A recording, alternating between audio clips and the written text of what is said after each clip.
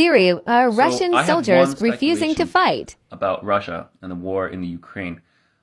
I think it's possible that the reason why the Russian advance is so much slower than it should be is because a lot of Russian soldiers are just simply refusing to fight, or they're doing the bare minimum because they don't want to be there and they had nothing against the Ukraine. Don't forget, a lot of the soldiers, Russian soldiers being captured, are 18, 19-year-old conscripts. And they're saying stories of how they were literally beaten and had their families threatened if they didn't join the army.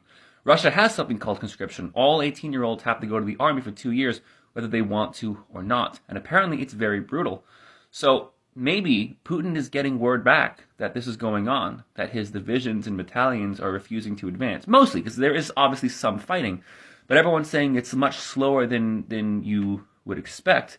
And Putin knows he really can't do anything about it because if his entire army, or even if 80,000 or 100,000 soldiers turn on him, that's the end for Putin. He'd be done.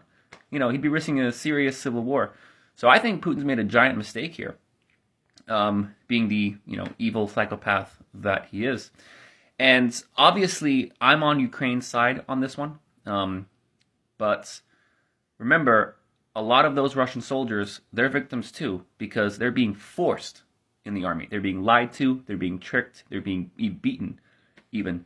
So remember that those are human beings as well. Of course, I hope for a Ukraine victory, but ultimately, the real bad guy, the real enemy, is Putin.